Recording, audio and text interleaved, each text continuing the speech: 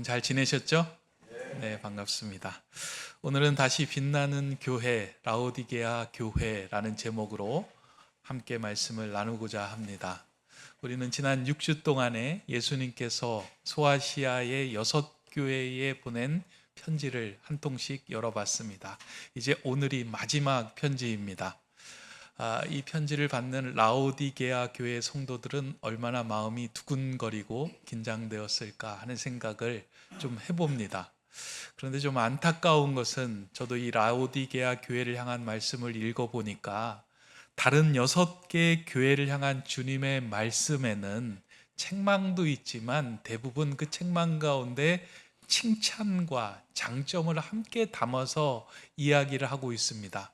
그런데 오늘 라오디게아 교회를 향한 주님의 말씀, 주님의 그 진단에는 칭찬의 말씀은 없고 책망만 가득합니다. 그럼에도 불구하고 이 말씀이 라오디게아 교회뿐만 아니라 오늘 우리에게 주시는 위로가 되는 부분이 있다면 이것이 마지막 그 심판의 자리에 주시는 말씀이 아니라 건강 진단과 같이 지금 교회의 상황을 들여다보고 다시 회복되고 빛나게 하는 말씀으로 주신 것이기에 더 의미가 있고 위로가 되고 또 구체적으로 회복할 수 있는 어떤 계기가 된다라고 생각을 합니다. 주님께서 라오디게아 교회를 보면서 행하셨던 과격한 표현 가운데 하나는 내가 너를 보니까 미지근하여 너를 삼키지 못하고 토하여 내겠다라고 하는 말씀입니다. 교회를 향하여, 교회를 지으신 예수님이 그 교회를 향하여 내가 너 도저히 품을 수가 없다, 내가 너를 내칠 수밖에 없겠구나 라고 하신 이 말씀은 너무나도 충격적이고 과격한 표현처럼 들립니다. 그럼에도 불구하고 이 과격한 표현을 통해서 라오디게아 교회가 다시 살아나기를 바라는 마음으로 주님은 이렇게 말씀하시고 전하신 것입니다. 라오디게아 교회를 향하여 주님께서 이렇게 말씀하신 이유는 다른 것이 아니라 교회라고 하는 것은 세상 위에서 선한 영향력을 흘려보내야 하는 곳인데 교회가 세상 아래에서 세상이 흘러보내는 영향력을 받고 있을 때 그 모습은 예수님께서 참을 수 없는 모습이 되기 때문입니다. 그러니까 지금 라오디게아 교회 안으로 라오디게아 도시에 가지고 있는 그런 가치관이 그대로 흘러 들어와 있다라고 하는 것을 지적하신 말씀입니다. 당시에 라오디게아 도시라고 하는 것을 세 가지 키워드로 정리하면, 오늘 본문을 살펴보면서 세 가지 키워드로 정리해 보면, 하나는 금융업이다라고 말씀을 할 수 있고요, 하나는 모직업, 의류업이다라고 말씀할 수 있고, 하나는 안약이 유명했던 도시다라고 말씀할 수 있습니다. 그러니까 그 도시의 가장 중요했던 세 가지 키워드는 금융, 돈이었고, 의류, 패션이었고, 안약, 건강이 그 도시를 감싸고 있는 중요한 핵심 가치였습니다. 그런데 이러한 도시의 영향력이 자연스럽게 교회 안으로 흘러 들어와서 성도들의 이야기 가운데, 그 교회 안에서 공동체가 모이는 가운데 이 이야기들이 오고 갔던 거예요. 야, 어디에 투자하면 돈을 좀 더 많이 벌 수 있을까? 어떤 옷이 지금 유행하고 있는 옷인가? 건강을 위해서 어떤 약이 지금 우리에게 필요한가? 라고 하는 이야기가 하나님께서 지으신 그 성전 안에서 사람들의 주된 관심사로 오고 갔던 겁니다. 그러니까 교회가 세상과의 그 경계선이 명확해야 하는데 그 경계가 흐려져서 세상에서 하는 중요한 이야기를 교회 안에서도 중요하게 다루고 있었던 것입니다. 그러한 모습을 보면서 예수님께서는 너무 미지근하여 내가 너를 토할 수밖에 없다라고 말씀하신 것입니다. 라오디게아 도시의 사람들, 교회의 사람들뿐만 아니라 도시의 사람들은 예수님께서 하신 이 과격한 표현이 어떤 것인지를 뼛속부터 깊이 알고 있었습니다. 그러니까 미지근하다라고 하는 그 표현, 그것은 이 도시가 가지고 있는 특별한 상황 때문이었습니다. 이 라오디게아 도시가 있는데요. 이 도시는 물이 부족한 거예요. 그러다 보니까 주변 도시로부터 물을 끌어서 사용했는데, 하나는 따뜻한 물이 나오는 히에라폴리스라고 하는 그곳으로부터 온천수를 끌어왔고, 하나는 골로세라고 하는 그 도시로부터 산골에서 흐르는 차가운 물을 끌어들여서 이 도시를 이렇게 움직이게 하는 생활용수와 또 공업용수로 사용을 했던 겁니다. 그런데 이 물이 멀리서부터 오다 보니까 뜨거운 물이 오는 도중에 식어서 미지근해지고, 차가운 물이 오는 도중에 미지근해진 거예요. 미지근해진 그것뿐만 아니라 멀리서 오다 보니까 그 물에 세균이 있어서 그 물을 마실 때 밍밍한 맛이 나고, 오히려 입에서 이렇게 반감이 들어서 그 물을 토해내는 일들이 종종 있었다는 거예요. 그러다 보니까 그 도시 안에서 미지근하다, 물을 토해낸다라고 하는 표현은 아주 그냥 사람들이 꺼려하는 말 가운데 하나였는데, 주님께서 명확하게 그 말씀을 통하여 지금 내가 너희를 보니까 토하겠다라고 하신 말씀을 하신 것입니다. 이렇게 과격하게 말씀하시면서, 라오디게아, 너가 영적인 깊은 잠에 빠져 있는데 다시 깨어나기를 원한다라고 하는 마음으로, 징계와 책망하는 마음으로 이와 같은 말씀을 전해 주신 것입니다. 그러나 예수님께서는 이들을 포기하지 않으시고 그들로 하여금 회복의 길을 열어주시며 그 교회에 필요한 맞춤 처방전을 내려주십니다. 그게 오늘 우리가 읽은 본문 18절의 말씀입니다. 여러분 한번 함께 읽어보시기 바랍니다. 내가 너를 권하노니 내게서 불로 연단한 금을 사서 부요하게 하고, 흰 옷을 사서 입어 벌거벗은 수치를 보이지 않게 하고, 안약을 사서 눈에 발라보게 하라. 이 말씀에는 세 가지 처방전이 들어있는데, 이 라오디게아 교회가 지금 당하고 있는 상황과 정확하게 이 처방전이 맞닿아 있습니다. 금 문제와 의류의 문제와 안약의 문제가 지금 교회 안으로 흘러들어와 있는데, 예수님께서 말씀하십니다. 이것을 구하는, 교회에서 이것을 구하는 곳이 되지 말고 내게로 와서 진정으로 너가 구해야 할 이 세 가지, 불로 연단한 금, 그리고 흰옷, 그리고 안약을 사서 너가 온전한 교회로 세워지기를 바란다 라고 하면서 이에 대한 맞춤 처방전을 라오디게아 교회에게 주신 것입니다. 저는 이 처방전이 참 귀하다라고 생각합니다. 실상 라오디게아 교회를 들여다보면요, 이 교회는 특별하게 잘못한 것이 없는 교회예요. 교회는 부유한 교회였는데 이단의 위협에 굴하지도 않았고, 황제를 숭배하지도 않았고, 우상에 대한 이야기도 없어요. 그러나 이 교회가 가지고 있는, 예수님이 보시기에 이 교회가 가지고 있는 문제는 하나는 뭐냐면, 세상과 교회가 경계가 흐려져서 미지근해졌다는 거예요.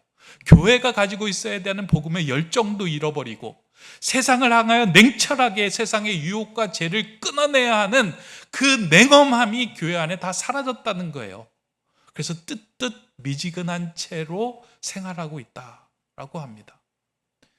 이 말씀을 들으면 목회자인 저도 지난주에 뜨끔했어요. 이 말씀을 준비하면서 내가 이전에 가졌던 예수 그리스도 복음에 대한 열정이 내 안에서 뜨거운가?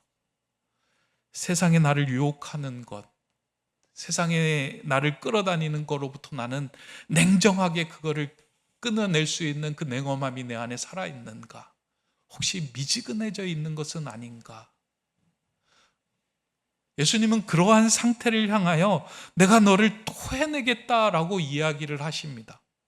그러면서 다시금 교회에 와서 내가 구해야 되는 것은 세상의 것이 아니라 내게로 와서 이 세 가지를 살아라고 말씀합니다. 오늘 저와 여러분이 교회에 왔잖아요. 주님께 간구하고 기도해야 하는 것이 이 세 가지예요. 오늘 이 말씀을 좀 하나씩 살펴보려고 합니다. 첫 번째로 예수님은 내게로 와서 불로 연단한 금을 사서 너희가 부요하게 되라 라고 말씀합니다. 라오디게아 도시는 물질이 중요한 가치가 되는 금융의 도시였습니다. 사람들의 관심은 언제나 금에 있었습니다. 어디에 투자해서 어떻게 돈을 벌면, 얼마만큼의 재정을 쌓으면 우리의 노후를 편안하게 지낼 수 있을까, 거기에 관심이 있었던 것 같습니다. 교회도 별반 다르지 않았던 것 같습니다. 이에 대해 라우디게아 교회를 향하여 예수님은 그 금을 사는 것에 관심을 두지 말고 먼저 해야 할 것이 무엇이냐면 너희가 불로 연단한 금을 사라 라고 말씀합니다. 예수님에게로 와서. 그럼 예수님에게 와서 우리가 사야 할 불로 연단한 금은 무엇인가? 성경에서 불로 연단한 금, 이것에 대해서 이제 해석하고 있는 내용들은 주로 순전한 믿음을 이야기합니다. 그러니까 예수님이 주인 되시고 우리의 인생을 주관하시는 분이십니다. 나의 모든 것이 주님께로부터 왔습니다.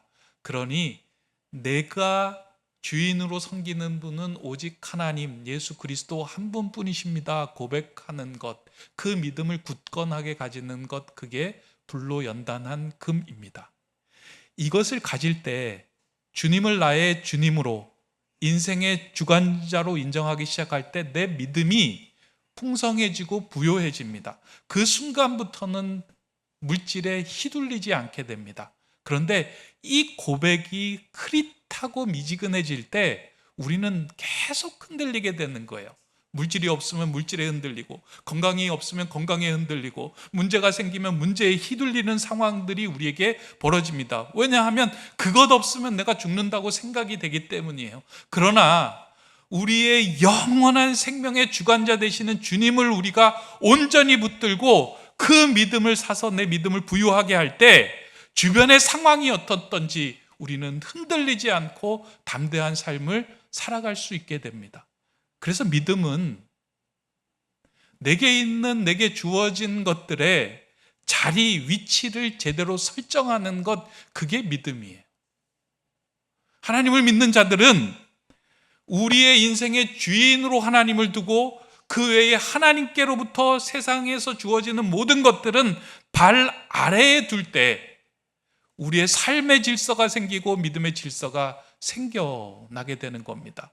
그러나 이 순서가 바뀔 때요, 물질이 우리의 머리에 있고, 우리가 생각하는 건강이 우리의 머리에 있고, 우리가 생각해서 풀어야 하는 우리의 계획들이 우리의 머리에 있을 때, 그것이 우리를 짓누르게 되면 그것으로부터 우리는 자유할 수 없게 됩니다. 토요일 새벽마다 우리가 사도행전의 말씀을 함께 나누고 또 은혜를 누리고 있습니다. 어제 우리가 살펴본 사도행전 4장에 보니까요, 아침에 이제 말씀을 나누었는데 성령이 충만한 성도들과 사도들이 하나님 앞에서 행한 일이 있더라고요. 그러니까 교회 공동체가 성령이 충만해졌을 때 행한 일이 그 본문에 나오더라고요. 사도행전 4장 뒷부분에, 끝부분에. 그러니까 성령이 충만하다라고 하는 것은 다른 것이 아니라 이제는 내가 사는 것이 아니라 내 안에 거하신 예수 그리스도가 내 삶을 주장하게 하는 것, 그게 성령이 충만한 상태예요. 내 삶이 주인이 하나님이시다라고 고백하는 것이 성령이 충만한 상태예요. 그때 그들이 했던 일이 무엇이냐면 모든 자기가 가지고 있는 것들을 팔아서 사도들의 발 아래 두었다라고 이야기합니다. 그러면서 그 아래 둔 것을 가지고 어려운 자들, 그리고 힘든 자들이 함께 나누며 함께 사용하였다라고 이야기하는 거예요. 이 말이 의미하는 것이 그리스도인은 저축하지 않아야 됩니다, 교회 다 내야 됩니다, 이 말씀하는 게 아니에요. 그리스도인들은 내 삶의 주인이 하나님이시기 때문에 그 물질을 발 아래에 두고 이 물질을 하나님의 뜻대로 사용할 수 있는, 고백을 할 수 있는 사람이 그리스도인이 된다라는 거예요. 다시 말해서 내 발 아래에 물질을 두었을 때 내가 가지고 있는, 내가 믿고 있는 하나님의 그 성품이 발 아래에 있는 그 물질까지 흘러들어가 그 물질을 선용할 수 있는 사람이 된다라고 하는 의미입니다. 그러니까 믿음은 자리를 바르게 설정하는 것이며 불로 연단한 금을 가지고 믿음의 여백을 가지고 살아가는 것이 믿음입니다. 이 믿음의 여백이 있을 때요, 우리의 삶 속에서 돈의 문제가 생겼을 때 돈에 휘둘리지 않게 돼요. 그러니까 사람을 바라보게 되고요, 하나님을 바라보게 됩니다. 그리고 내 인생의 주인이 하나님이십니다라고 고백하면서 물질이 있을 때와 없을 때 변하지 않는 그 믿음으로 하나님을 섬기고 신뢰하게 됩니다. 제가 목회를 이렇게 시작하면서 하나님께 드린 그 삶의 고백이 하나 있습니다. 아직 그때 이제 처음 목회를 시작하면서 제가 전도사로 사역을 할 때 아직 갖춰지지도 않고 제대로 아는 것도 없었는데 그냥 마음속으로 그런 마음이 들었어요.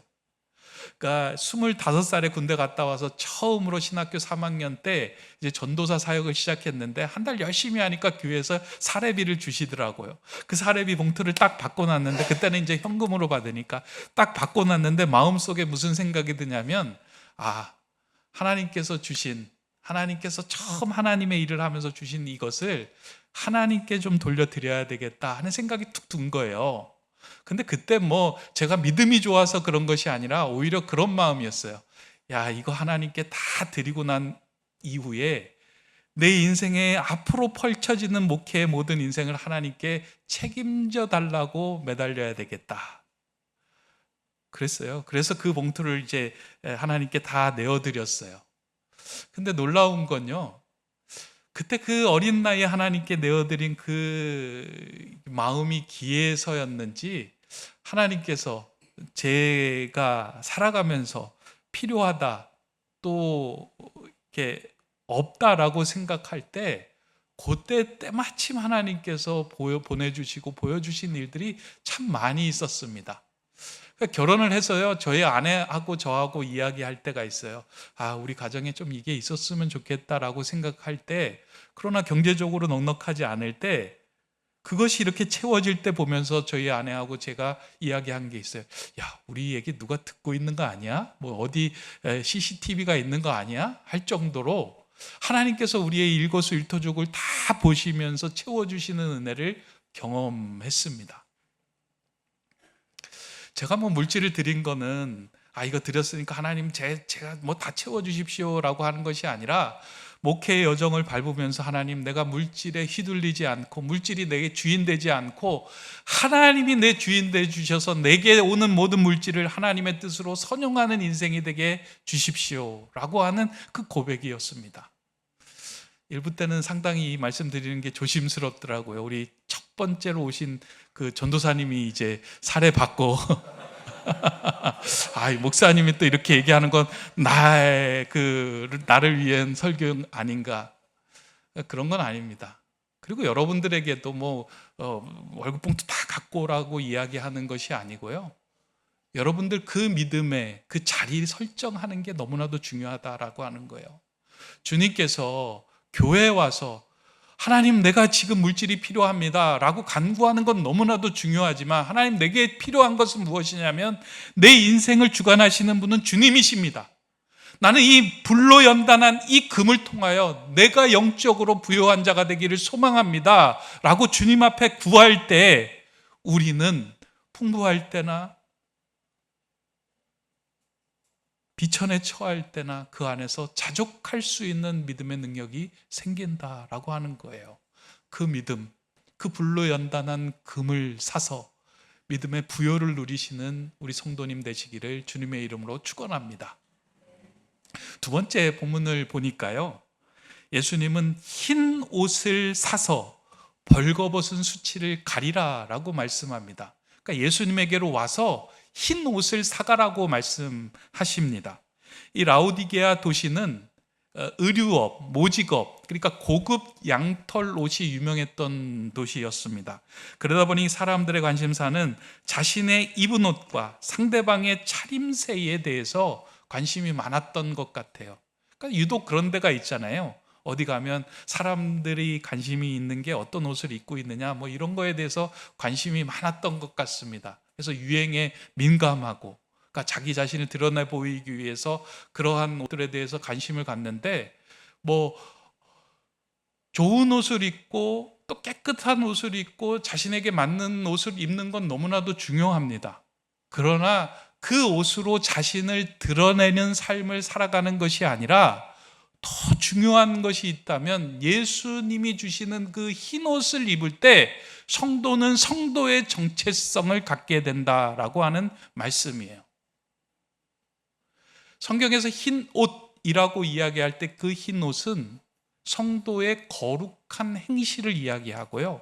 흰 옷은 죄인에서 의인으로 예수 그리스도를 믿는 자가 새롭게 신분이 변화될 때 주어진 옷, 그것을 이야기하는 거예요. 그러니까 이 말씀은 다시 말해서 너는 이제 내 소속이니까 하나님 나라에 가장 걸맞은 그 옷을 입고 그에 합당한 삶을 살아가라라고 하시는 말씀이에요. 세상에서 화려하고 부유하게 보이고 치장된 옷을 입는 것, 그것보다 중요한 것이 무엇이냐?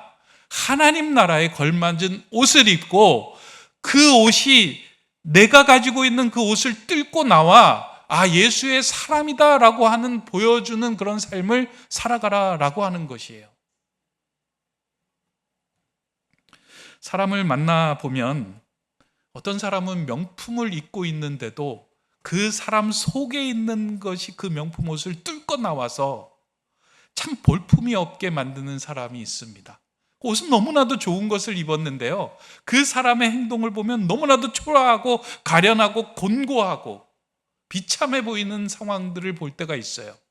근데 어떠한 사람은 시장 옷을 입고 있음에도 불구하고 그 안에 있는 것이 그 옷을 뚫고 나와 정말 근사하고 빛나고 아름다운 모습을 보여줄 때가 종종 있습니다.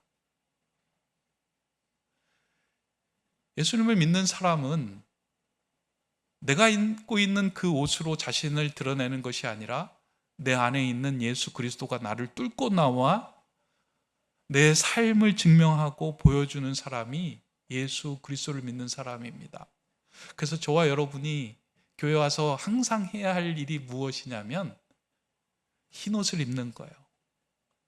예수님께서 나를 위하여 모든 것들을 다 지시고 십자가에 달리시고 나를 새롭게 해주신 그 흰 옷을 입을 때 우리의 삶이 정갈해지고 거룩해지고 온전해지기 시작합니다. 그래서 여러분들 교회에 오실 때 아니면 일주일 동안의 생활하실 때 여러분 안에 있는 꼭 그 흰 옷, 예수님께서 주시는 그 흰 옷을 사서 입으시기 바랍니다. 그 흰 옷을 입지 않으면 이렇게 벌거벗은 수치가 보여지고요, 온전하지 않는 여러분의 삶이 드러나기 시작합니다. 제가 아침마다 요즘 기도하고 있는 것이 있는데요, 제가 실수가 많고 또 말도 많이 해야 되는 직업이다 보니까 말하면서 실수가 참 많을 때가 있습니다. 그래서 주님, 오늘 내 안에 있는 예수 그리스도가 지금 내가 가지고 있는 이 입술과 내가 가지고 있는 이 행동을 뚫고 나와서 제가 아니라 예수로 살아가는 삶이 되게 해 주시옵소서. 그렇게 기도하며 그렇게 흰 옷을 입는 그 기도를 드립니다. 저는 성도는 이렇게 주님 안에서 온전하게 주님의 옷을 명품 브랜드처럼 늘 챙겨 입는 사람이 되어야 한다라고 생각합니다. 가장 좋은 그 성도에게 있어서 명품은 뭘까요? 주님에게 가서 사는 흰 옷이에요. 그 흰 옷을 입고 주님의 사람으로 거룩하게 살아가는 우리 성도님들 되시기 바랍니다. 이제 마지막입니다. 마지막에 예수님은 내게로 와서 안약을 사서 눈에 발라 보게 하라라고 말씀합니다. 이 온천수가 이제 그 라오디게아까지 오면서요, 이 온천수에 담겨져 있는 물질 가운데, 바닥에 남는 물질 가운데 프리기아라고 하는 이제 물질이 있대요. 근데 이게 눈의 특효약이라고 합니다. 그러다 보니까 그 지역의 사람들이 이 가루를 가지고 이제 안약을 만들어서 파는 일에 많이 종사한 거예요. 그러니까 그곳에 이제 안과나 안약을 파는 병원들이 많이 있었겠죠. 근데 예수님은 그 상황을 보시면서 네가 그 안약을 만들어 가지고 남의 눈 발라서 눈을 뜨게 하는 것, 그것도 중요하지만 실상 내가 눈을 떠야 하는 것이 무엇이냐? 영적인 눈을 떠야 된다 라고 이야기를 합니다. 영적인 분별력을 가지고 있어라 라는 말씀을 하는 거예요. 이게 참 중요한 말씀입니다. 이것은 세상의 지식으로 띄어지는 것도 아니고요, 우리가 눈을 막 크게 뜨고 세상에 어떠한 정보를 많이 안다고 해서 하나님에 대해서 더 많이 아는 것이 아닙니다. 오히려 우리가 눈을 감으면 감을수록, 하나님께 나와 눈을 감으면 감을수록 우리의 영적인 눈이 열려지는데, 주님 앞에 나와 예수님께 그 안약을 사서 눈에 바르라 라고 하는 것은 주님께 나와 간구하고 기도함을 통하여 내 영적인 눈을 떠서 너의 실상을 보게 하라 라는 말씀입니다. 예수님께서 이렇게 말씀하신 이유는 영적인 눈을 뜨게 하는 참 안약은 참 빛이신 예수님 자체이기 때문입니다. 이 말씀이 참 중요해요.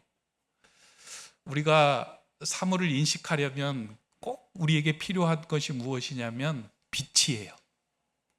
그러니까 여기에서 빛이 다 꺼진다라고 생각하면 사물이 있지만 사람도 분간 못하고 사물도 분간 못하고 아무것도 보이지 않아요.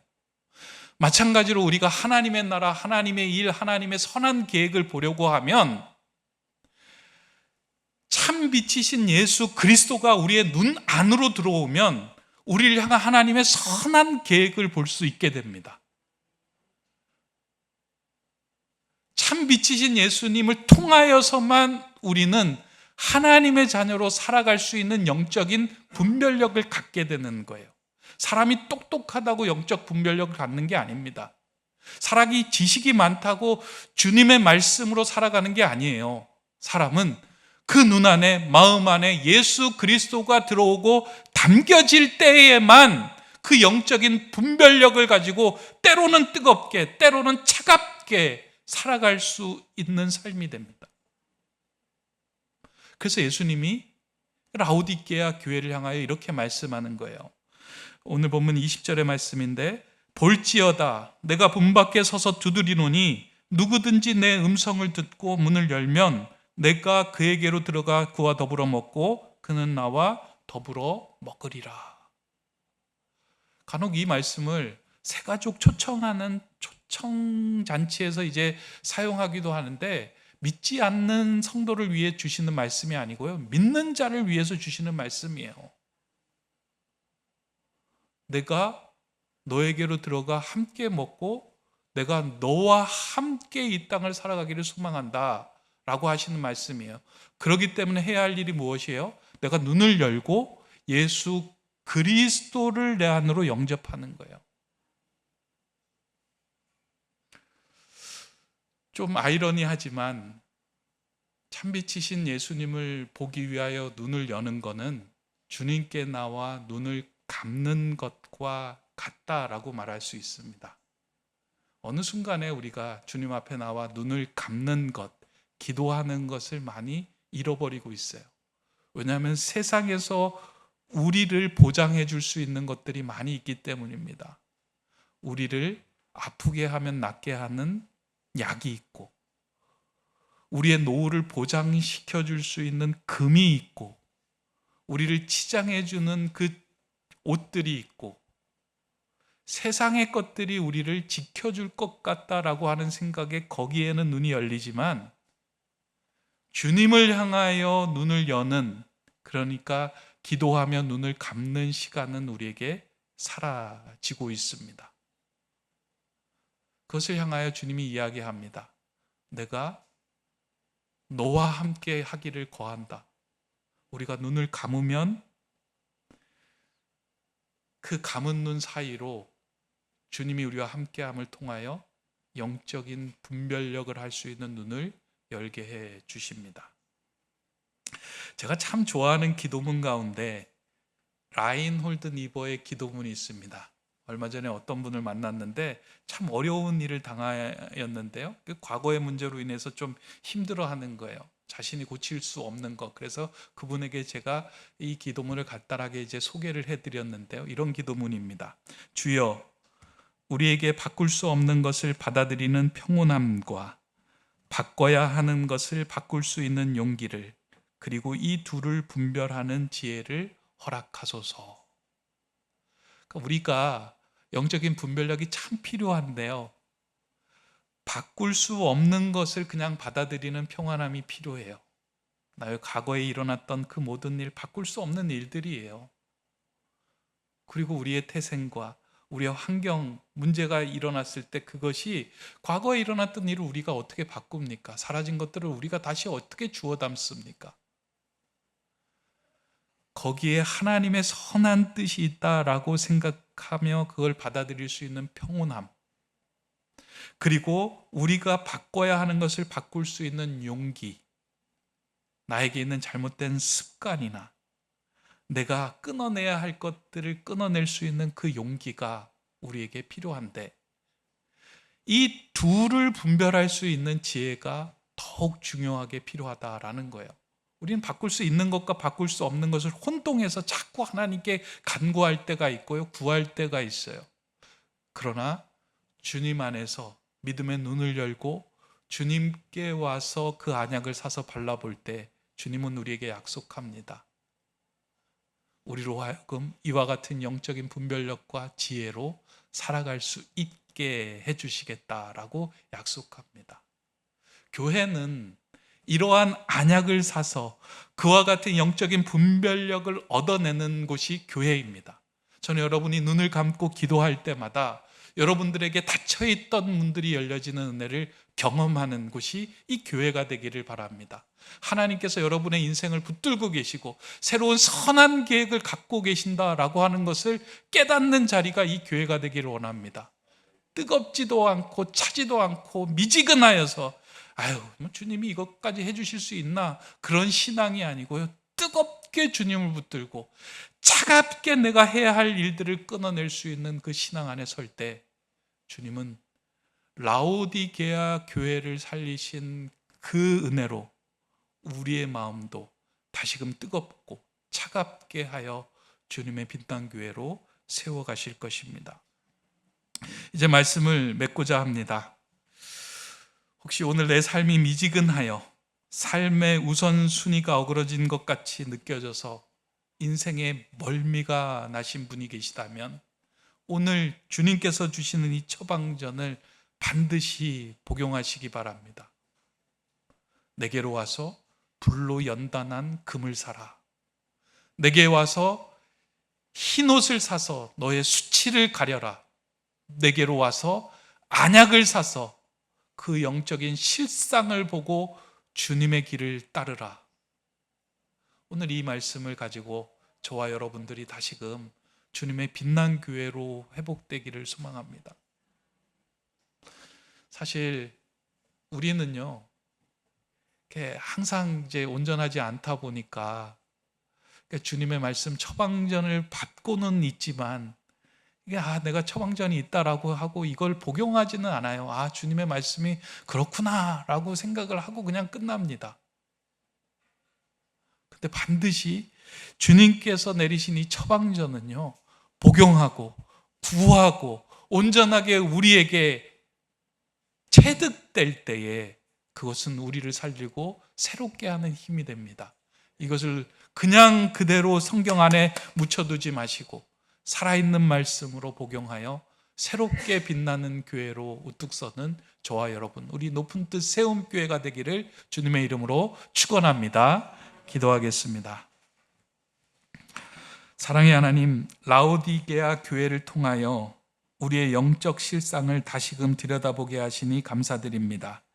뜨겁지도 않고 차지도 않게 된 우리의 미지근한 신앙을 회개하오니 주님의 빛으로 다시금 우리가 어디에 서야 하고 어디서 멈춰야 하는지를 알게 하여 주시옵소서. 처음이며 나중이신 주님의 계획을 신뢰하며 바꿀 수 없는 것에 대하여서는 주님을 인정하게 하시고 바꿔야 하는 것에 대해서는 거룩하고 냉정한 믿음을 붙들고 지켜 행하는 자의 삶을 살아가게 하여 주시옵소서.